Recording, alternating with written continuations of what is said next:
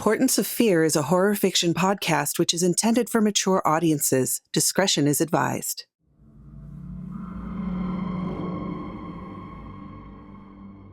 Welcome, Fearlings, to another weird and horrifying tale made just for you. I am your host, Michulhu, and I'll be your guide into the macabre and mysterious. In tonight's story, we see what happens when an isolated town confronts the cosmic unknowable in The Hand. Before we get started, take a moment to like, subscribe, and ring that notification bell so you don't miss a single terrifying story. The town of Hall Ridge was remote, peaceful, and quiet that evening. Snow rested on the pines in the valley below, causing them to creak and groan. Steve's breath turned to fog when he exhaled as he stargazed. Hildy, his aging German shepherd, sat at his side. His dog rarely barked, so it alarmed him when she became restless and started barking at the sky. The moon and stars washed out, replaced by a strange alien glow, a huge ball of flame hurtling towards the earth. Steve froze in place. Anything that huge slamming into the earth meant instant death, maybe even planet-wide death. He petted Hildy, who whined with fear. This was the end, he thought. It's okay, girl. It's all right. The ball of fire flew past his house into the valley with a thunderous whoosh. Flames shot up in a column 3 miles high. Steve hugged Hildy close to him, waiting for the end, but then nothing happened. After the realization that he hadn't been vaporized, he peered over the railing. Hundreds of trees smoldered below. A rolling mist obscured the crash site. The air smelled of copper and his skin felt electrified. His radio chirped in the kitchen. Hildy was happy to get inside. "Chief, you there? Chief, do you read me?" "Yeah, Connie, I'm here. The switchboard has been flooded with people saying something fell out of the sky near your place." "Yeah, damnedest thing I've ever seen. It was huge. I thought we were all cooked, but then nothing. The East Valley had 20 feet of snow. I'm guessing that put out any fire. Should I send a fire truck out?" "Nah, I don't see any flames. Plus, a truck couldn't get there anyway." "Can you see what it is?" "No, I'll check in the morning." "Sounds good. Just so you know, we have no cell service or internet. Even our landline is down. People will be cranky come morning." "Nothing I can do about that. Tell them to call Wendy. She's the local sheriff. Let her deal with it." "Okay, have a good night, Chief." Mavis filmed 2 teens making out in an alleyway near her home. Their parents would know by morning what they were up to. If others weren't going to care about the morals of the town, she would. Mavis took another bite of her chocolate cupcake. She smiled. It was moist and gooey and perfect. This was her year to win the bake-off. The sound of her husband snoring on the couch broke the daydream of baking dominance. She glowered. The teens below had left, too cold for a long make-out session. The sky changed color, drawing her focus. The cell phone camera caught the descent. The column of fire reminded her of one thing: God. She quickly watched the video back. A tear rolled down her cheek. Morning arrived, and Hildy ran to the entryway just as the doorbell buzzed. She sat and waited. Steve considered shooting whoever was at the door this early. He didn't own a gun, but he was sure he could borrow one. His mouth tasted of the prior day, but more paste-like. Coffee was needed. Hildy whined. Her owner was taking too long. The buzzer rang again with aggression. Steve, zombie-like, walked to the door. "What took so long, Steve?" Wendy asked. A fit woman in her early 40s, dressed in a sheriff's uniform, awaited him. The gray clouds sat in the sky with no real pressing place to be. "Why are you here? If it's not to profess your love, then you should have brought bagels." "Nope, not today, or ever. I'm here because you told dispatch to send me the angry calls about the outages. I figured I'd come over and shoot you, but then I saw Hildy's beautiful face and figured you could live a little longer." "Who's a good girl? You are." She lavished attention on the pup, ignoring Steve's open robe and ancient tighty-whities. "Can I ask you something? Why are you such a prick?" Wendy questioned. "You know why. Come in before you let all the heat out. How's life?" She let out a sigh. Walking by, she cup-checked him with the back of her hand, hard. "Close your robe, you twit," she demanded. Steve doubled over in pain, but didn't close the robe. It was his house, after all. "Life was fine till my phone blew up with complaints. I saw an opportunity and I took it." "Coffee?" "Yes, please." "You think whatever it was caused our communication outage?" "Maybe. I'll be honest, I thought we were about to end like the dinosaurs." "Let's go to the porch. I couldn't make out anything yesterday." "How's old Upchuck?" Steve asked. "That was in 10th grade, you child. It's just Chuck, okay? Not as long as I draw breath." "Still mad I didn't marry you?" Yes, one of your biggest mistakes. Shut up, Steve. Hildy whimpered as they approached the porch, refusing to follow. A stench of burnt meat rolled up from the valley into the house. They covered their mouths and looked down. That can't be real, right? It's not possible, Steve stammered. It shouldn't be, but there it is. Let's get back inside. How many people know about this? Christ, in this town, everyone. It lit the sky up. I mean, they know a meteorite fell, but that's it. Luckily, it's been snowing. It's hard to get down to it. That smell, I guess part of it cooked? Maybe? Should we tell the mayor? Asked Wendy. Walter? No, he's useless. I guess we need a doctor, which means good ol' Upchuck. Chuck. His name is Chuck. You seriously don't understand why we never married? I don't. You still love me today, and you know it. Any love I have is tempered by your stupidity. After dropping Hildy off at Connie's, Wendy and Steve headed to the clinic. It was empty. Chuck made more house calls than anything else. It was not a good time for visitors when his wife and the fire chief arrived. Nurse Tina was behind him, rubbing his shoulders, her chest pressed up against the back of his bald head. Chuck's eyes were closed. When she saw Wendy, she stopped suddenly. Wendy put her finger to her lips and snuck over, taking Tina's place. Tina left quickly, a guilty look across her brow. Wendy tightened her grip, causing Chuck to squeal. Give me a reason not to bury you under this clinic, Chuck, she seethed in his ear. Honey, she was helping me out. It's no big deal. Hey, Chuck, maybe it's not a good idea to let your nurse give you massages when your wife wears a gun to work every day, Steve warned. Wendy tightened her grip. How long, Chuck? She snapped. It was just a harmless neck rub. Let go. You're killing me. You're overreacting again, baby. Danger, Chuck. Women hate that word, Steve quipped. Wendy dug in. Don't lie to me. You've been sleeping with her, haven't you, you little weasel? Wendy thought about shooting him, but she hated paperwork. Well, shit. Okay, yeah, for like 6 months, maybe a year. Wendy spun the chair around and punched him in the face. His nose spit blood.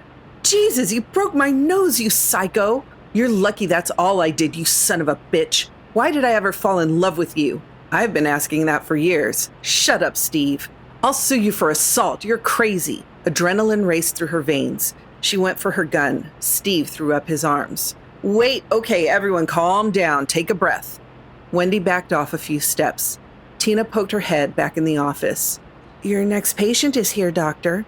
The doctor is busy. Cancel all his appointments, you tramp, Wendy snarled. 3 snowmobiles flew between the trees in a downhill trajectory. Ground Zero was at least an hour from town. The sky threatened another snowstorm at any moment, so they made haste. They arrived at the edge of the crash site. Hundreds of trees lay on the ground, snapped off at the base. The 20 feet of snow had melted, leaving behind a large circular pattern of steaming weirdness. In the middle lay a 1,000-yard-long severed arm. It had gray-blue skin with burned regions of charcoal black. A jagged red bone protruded from where the shoulder would have connected. Steve shuddered, imagining what weapon could have caused such a cut. On the other end was a hand with 4 fingers and a thumb that lay open. The fingers were slim compared to the thumb, which had a gold band on it. Resting in the palm was a large spherical diamond the size of a pretentious SUV. Though amazing to behold, the smell of alien rot made the 3 want to vomit. It took 2 hours to get to within a few feet of it. The thing loomed over them. There was too much to say, so no one spoke. They just glanced at each other. The closer they got, the more dread welled up in Chuck, amazement in Steve, and disbelief in Wendy. Steve began to reach his hand out. Wendy grabbed his arm. Are you out of your mind? Why would you even think about touching it? She snapped. I'm not sure. I just want to touch it, Steve replied. Steve started reaching out again. Wendy got in front of him and pushed him back. No, knock it off. I already lost my husband today. I can't lose you too, Steve, so knock it off. He stepped back a few feet, the weight of her words giving him pause. His skull felt like it was filled with hot, chunky soup. He turned to find Chuck on the ground in shock a few feet away. He knelt down to help. It's okay, Chuck. Breathe. Chuck slipped into ugly crying. His tears were a torrent of fright. He gasped for air and started to hyperventilate. Wendy grabbed him by the shoulders. Chuck, look at me. Take a deep breath, honey. It's going to be all right. Focus on me, Wendy pleaded. Chuck felt like he was in a tunnel and Wendy was miles away. He started running towards her voice. She talked until he found his way free. Sorry. I'm okay now. All my emotions exploded at once seeing this thing. I'm sorry I cheated. I'm sorry. Please don't leave me, he said. We can talk about that later. I understand what you're going through. I feel minuscule in this thing's presence, like an ant. But none of that matters. We need a plan. What are we going to do? Wendy asked. I can get tissue samples, take them back to the lab, try to see how dangerous this thing is to the town, Chuck said. I'm not sure we should touch it, Wendy reiterated. We need to know what we're dealing with. I'll be careful. Steve, we need to keep this quiet somehow. Not sure how we do that. People already know that something's here, and it sure the hell is too big to hide. It won't be long before someone decides to come down here and take a look. What about a town meeting? If we can't hide it, we can at least warn people not to come down here. We should talk with the mayor, though, Chuck said. Mavis had watched the sheriff, the fire chief, and the doctor get on their snowmobiles and race out of town. She often watched the townspeople from her porch. It was her right, after all. She paid taxes, so she should be allowed to know what was going on. It occurred to her that the sheriff, doctor, and fire chief may not be acting in the town's best interest. Were they going to try to hide it? She stewed with her conspiracies, too afraid to actually go down into the valley to see for herself. She had the video. She hadn't noticed 4 hours had passed when they came back. They parked near the clinic, and Chuck went in. Wendy and Steve went to City Hall. Mavis stood, grabbed her coat, stepped over her dead husband, and walked right out the door. 3 people were missing from the town hall meeting. Chuck, who was at the clinic running tests. He'd taken some samples from the alien arm with reluctant help from Wendy. Connie, who lived further up the mountain and didn't want to leave Hildy on her own. It was clear a storm was coming. And George Septon, who never missed any town meeting, but was busy being dead. Mavis had planted a .22 slug deep in his brain. She sat in the front row, the gun in her purse, listening to everyone speak. She held her phone with the video playing. She watched it over and over. The mayor raised his hand after a long barrage of questions. The mayor, or Walter to those who felt he was a tool, allowed Wendy and Steve to recount the situation in the valley. The questions were what one would expect. Is the world ending? Where is it from? Is it dangerous? But the one that everyone really wanted to know was, what are you going to do next, Mayor? Running a small town where things never really happened had not prepared Walter for that question. He was a bit flummoxed. Right, well, we're still formulating a plan and trying to get communications back up. Trust me, all of these concerns are valid, people, but the reality is we don't know anything yet. The doctor is running some tests to see what he can find. I ask all of you to stay in town. Do not go to the site until we know it's safe, please. Now, we've been without power and internet before. Think of it as a break from the world you moved so far away from. Most of us were born here, Walter, Jill chided. Yes, yes, of course, which means you all know that we have outages. You also can tell from the sky and the feel of the air that a big storm is about to hit, and when it does, we're trapped. I think the best thing is for us to ride it out here. City Hall has all the supplies we need to hold us for a while. Of course, this is America. The choice is yours. The room rumbled with anxiety. Mavis glanced at her video, then stood to speak. This all seems very reasonable, doesn't it? A giant arm falls from the heavens, and the town government, who claims to have our best interest at heart, tells us to stay away? Well, I filmed the whole thing. When I realized just what I'd caught on video, it scared the heck out of me. This is literally the hand of God. Could God be dead? Asked Mavis. Now, Mavis, I don't think we should jump to that conclusion. This isn't the arm of God, Father Sanders interjected from the back. Really, Father? Did God not make us in his image? Sure, we're a poor copy, but still, I, for one, will not sit here and let the town's elites cover up this event. Wendy got up to calm things down, but Mavis cut her off. And look, right on cue, the mayor's attack dog. Attack dog? What are you going on about, Mavis? We're not claiming to know anything about this arm. Chuck is doing his best right now to get some answers. I think it's time you settle down. Settle down? When the world is ending? No, I will not. People, this is it. We have proof of a higher power. And we also have proof that it is not immune to death. And if God is dead, it means we, his children, will be soon, Mavis exclaimed. People sat stunned. Steve looked at their faces, realizing that Mavis was winning hearts and minds. Mavis, you have no clue what you're talking about. Stop trying to stir trouble, ordered Steve. See? Another government puppet. My friends, listen. I have a video of it. I know it's God's body made flesh. Wendy didn't know what to think. Mavis had always been a bit off. She was a little too competitive in local baking competitions, spied on people around town, and ran the book club with an iron fist. But she also knitted blankets for newborn babies, delivered meals to seniors, and volunteered at the school. At her core, she'd always been kind. Something had shifted inside her, though, Wendy thought. Mavis, we're all worked up. None of us really knows what's going on. I've known you and your... Where's your husband, Mavis? I'm not sure. I thought he'd be here. I loved him, I really did, Mavis rambled. Loved him? Mavis, is George okay? Father Sanders came up behind Wendy. Mavis removed the gun from her purse. I shot him. He wouldn't listen to me. I showed him the proof and he said it was AI, fake news. So this morning I made him pancakes. I watched him greedily stuff his face like he always did, a final meal for a blind pig. Then I put a bullet in his brain. Wendy slowly put her hand on her gun. The father and Steve now flanked her. The other townspeople backed away. Put the gun down, Mavis. This isn't you. You need help. Don't patronize me, Wendy. That's God's arm in that valley. I can feel it in my bones. We don't have much time left. We need to go down there, have a funeral. Mavis, please. You're not acting right, Steve added. Stop gaslighting me. I'm not crazy. The world is going to end. God is dead. Mavis, if God was truly dead, we'd already be gone. This isn't God's doing.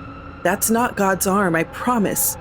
Please put the gun down, Father Sanders requested. He took another step forward.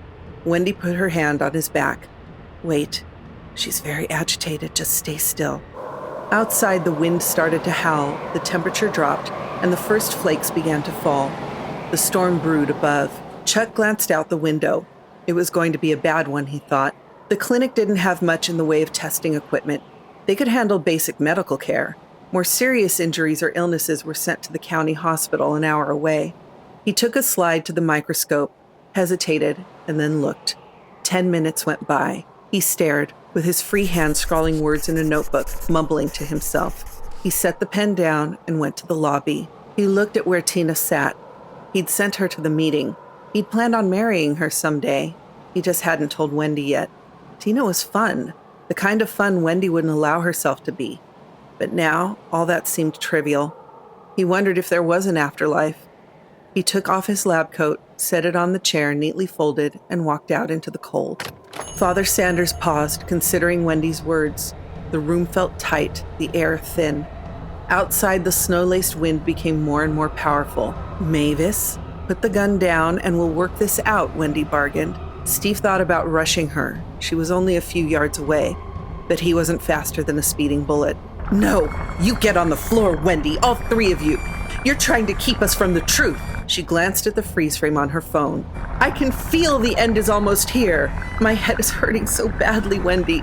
It's like long needles are being shoved into my brain, Mavis confided. She held her phone up to show a blurry picture of the hand to the crowd. This can't be real, but there it is. You and Steve saw it. Father, you know it's God's hand, right? She asked, the phone shaking in her grasp. No, Mavis, it's not. The gun fired. Father Sanders' body collided with the floor hard.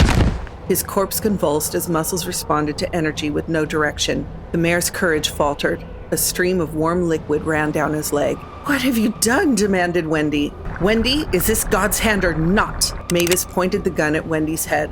Her phone rattled in the other.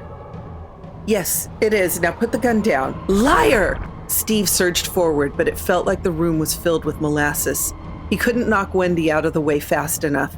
A bullet tore through her shoulder, spinning her like a top. Steve grabbed her before he fell, losing his balance. They both landed on the ground. Mavis lined up another shot. Wendy gasped for air and tried to pull her own gun, but her arm spasmed. The second shot hit Wendy in the stomach. She blacked out. Every person behind them had pushed up against the wall, trying to become invisible. Steve reached for Wendy's gun, but froze when Mavis put her gun to his head. Is it the hand of God, Steve? Yes. Correct. Now go back to your seat. Leave Wendy there. Steve trembled with fear, grief, and confusion. What was happening to the town? Was the thing in the valley causing this? He didn't know. She picked up Wendy's gun. The doors and windows rattled as the blizzard pounded the town. "Mare, join the others. Steve, drag Wendy's body over there," Mavis commanded. Wendy twitched. "She's not dead. Let me help her." Mavis, with no hesitation, shot her in the head. "She's dead. Now move her." Steve dragged Wendy's body to just under the window. He looked out across to the clinic. He'd never liked Chuck, but he hoped that he was finding answers. Chuck was the only hope for the town. Mavis took control. "Everyone sit!" Like a kennel of well-trained dogs, they all did. Steve, glassy-eyed, sat close to Wendy. He'd known her all his life. He should have married her, but he didn't. He let her slip away to a different path. At the time, he was young and stupid. He didn't understand what he wanted till it was too late. He looked at her, slowly rotting just a few feet away. Sounds became echoes, echoes became regrets. Hours passed, hunger attacked, and wills thinned. People started to listen to Mavis's point. No one else was talking. She'd made sure of that. The world was going to end and the stars would be snuffed out. Soon the room nodded with understanding. But Steve hadn't listened. He kept glancing at the love of his life succumbing to rigor mortis. He'd had enough. If the world was going to end, he wanted it to hurry up. With a sudden burst, he catapulted himself at Mavis. Startled, her gun went off. Connie finally got a call out to search and rescue days later. She'd seen smoke rise up in the town not long after the blizzard, but was trapped. She wondered what was going on. Speculation morphed into anxiety, and in turn, she forced herself out through the snow to the call center. Hildy stayed by her side the whole way. The town was empty, and City Hall had been burned to the ground. 4 charred corpses lay in the meeting hall. Chuck was found, frozen solid, leaning against a pole 100 feet from the clinic. The rescue workers never found a severed arm in the valley, just an impact zone. Mavis and her new followers were there, though. They stood in a large circle, looking at the sky, their faces warped into inhuman expressions. They were all naked, their bright red bodies frozen in place. Autopsies showed they'd been cooked from the inside out. No explanation as to how it happened or why. Mavis had been right, in a way. The end had been near. The town was dead. Well, that got out of hand quickly. What would you do if confronted by a huge disembodied arm that fell from space? Be sure to tell us in the comments. If you liked this Portents of Fear tale, consider joining our Patreon. There's a link in the description below. Want more horrific stories? Click on one of our other episodes on your screen now. Good night, Fearlings. Sleep well, if you can.